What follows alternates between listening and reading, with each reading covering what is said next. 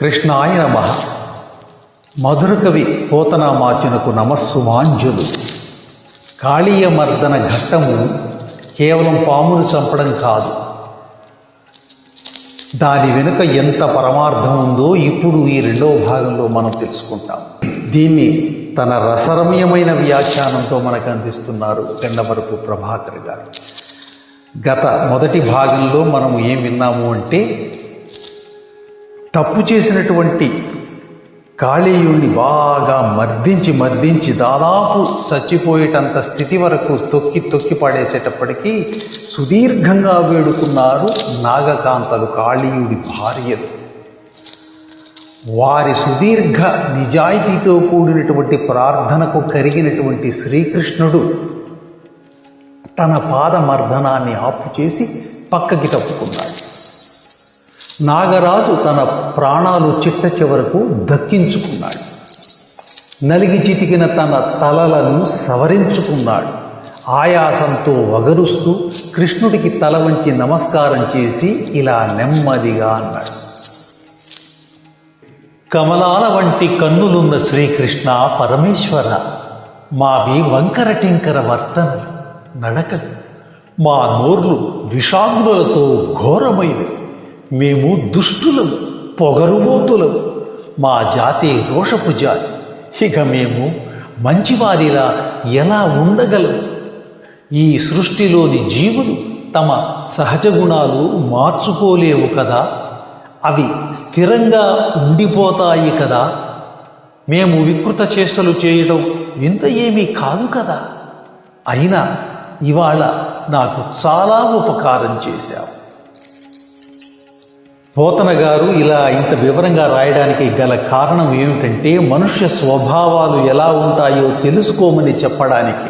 చూడండి ఏమంటున్నాడో కాళీయుడి ద్వారా: పరమేశ్వర, మావి వంకర టింకర వర్తనలు, మా నోర్లు విషాగులతో ఘోరంగా ఉంటాయి. మేము దుష్టులం, పొగరుబోతులం, మా జాతే ఇంత, మేము మంచివారిలా ఎలా ఉండగలవు?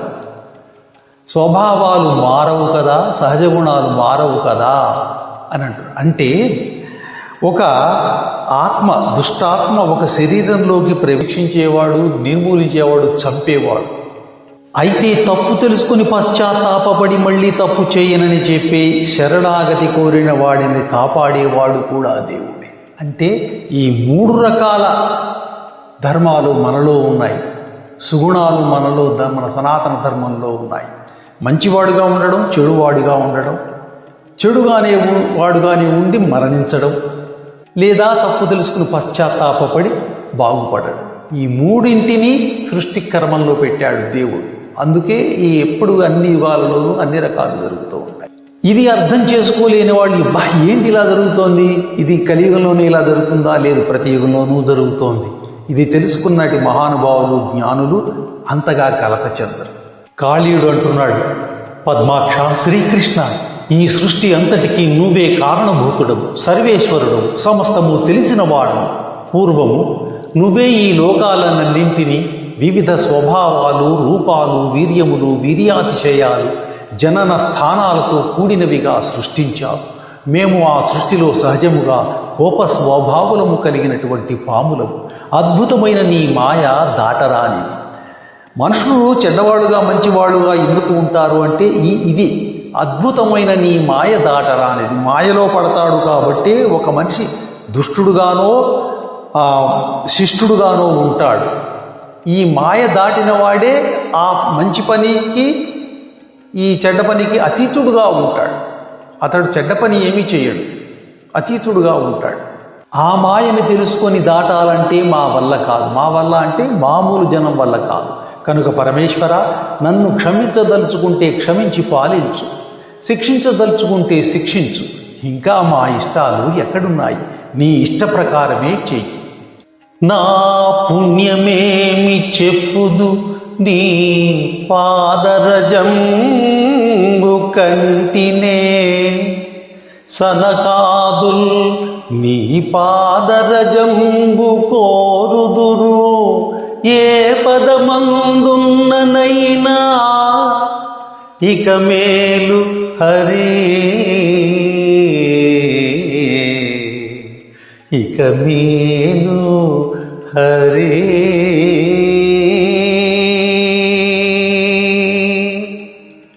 శ్రీహరి, సనక సనందనాది దివ్యములు కూడా నీ పాదధూళినే కావాలని కోరుకుంటారు. అలాంటి నీ పాదధూళి నేను పొందగలిగా. నా పుణ్యం ఎంత గొప్పదో కదా.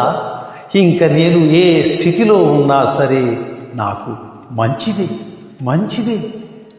ఈ విధముగా మనవి చేసుకున్న కాళీయుడి మాటలు విని మన్నించదలుచుకున్నటువంటి దయా స్వభావి సర్వేశ్వరుడు అయిన కృష్ణుడు అతనిని ఇలా ఆజ్ఞాపించాడు. గోవర్గముతో మనుజులు త్రావుదురీ మడుగు నీరు,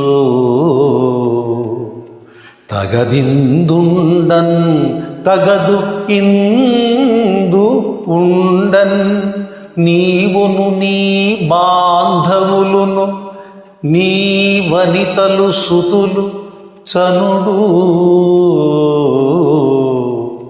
నీడంబుధికి ఆ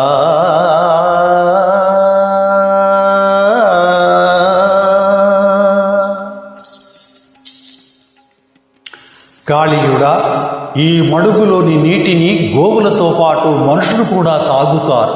కనుక ఇక నువ్వు ఇక్కడ ఉండకూడదు.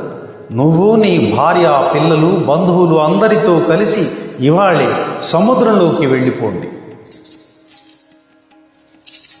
ఈ విధంగా నిన్ను నేను శిక్షించిన ఈ కథను, అంటే కాళీయమర్దనం అనేటటువంటి కథని అని అంటున్నాడు కృష్ణుడు. ఈ కథను మనస్సులో స్మరించి ప్రతిరోజు పఠించే మనుషులు విషాన్ని జయించి సురక్షితంగా ఉంటారు. వారు ఎవ్వరూ ఎప్పుడు ఎక్కడా ఇకపై మీ పాముల గురించి భయము పొందరు. ఇప్పటి నుంచి ఈ యమునా నది మడుగులో స్నానం చేసి ఉపవాసం ఉండి నన్ను పూజించి దేవతలు మొదలైన వారికి జలతర్పణాలు వదిలిన వారెవరైనా సరే ఆ క్షణంలోనే నిర్మలమైన మనస్సు కలవారవుతారు. వారి పాపాలు అన్నీ తక్షణమే తొలగిపోతాయి. ఇంతకు ముందు గరుత్మంతుని వలన భయంతో రమణక ద్వీపాన్ని వదిలిపెట్టి ఈ మడుగులో చేరావు. కానీ నా పాదాల గుర్తులు నీ పడగల మీద ఉండటం చూసి ఇకపై పక్షిరాజైన గరుత్మంతుడు నిన్ను పట్టుకొనడు. ఈ విధంగా విచిత్రమైన నడవడికలు కలిగిన గోపాలుడైన బాలకృష్ణుడు కాళీయుడిని ఆజ్ఞాపించాడు. ఆ నాగరాజు వెంటనే అంగీకరించాడు. తన భార్యలతో కలిసి అతను కృష్ణుడికి సరికొత్త దివ్య వస్త్రాలు, ఆభరణాలు, రత్నహారాలు, సుగంధ మైపూతలు సమర్పించాడు. తీయటి తేనెలు వెల్లి విరిసే నల్ల కలువ దండ సమర్పించాడు. భార్యాసుతులతో కలిసి అందరితోనూ కలిసి అనేక మార్లు ఆ నందనుడికి వందనాలు చేశాడు. ప్రదక్షిణలు చేసి మొక్కాడు. సెలవు తీసుకొని సముద్రంలోకి, ఒక ద్వీపాలలోకి వెళ్ళిపోయాడు. అప్పటి నుండి యమునా నది అమృతం వంటి నీళ్లతో అందరికీ ప్రీతిపాత్రమై వెలిసింది. దీనివల్ల మనం గ్రహించుకోవాల్సిన నీతి ఏంటంటే జల కాలుష్యం చేయకూడదు, కాని పనులు చేయకూడదు. మనం ఏం చేస్తున్నామండి? ప్రపంచవ్యాప్తంగానే జరుగుతోంది, ఒక్క మన దేశంలోనే కాదు. గంగా జలాన్ని అపవిత్రం చేస్తున్నాము, మంచినీటి చెరువులను పాడు చేసుకుంటున్నాము, మన జీవితాలను మనమే నాశనం చేసుకుంటున్నాము. కానీ ఎంతోమంది బాధపడుతున్నారు. అలాంటి వారిని రక్షించడానికి శ్రీకృష్ణుడు అవతరిస్తాడు. అవతరించి ఇలాంటి పనులు చేస్తాడు. సజ్జనులను సంరక్షించడమే అతడి యొక్క ఉద్దేశం. మంచిగా ఉంటూ సుఖ సంతోషాలు పొందుదాం. స్వస్తి.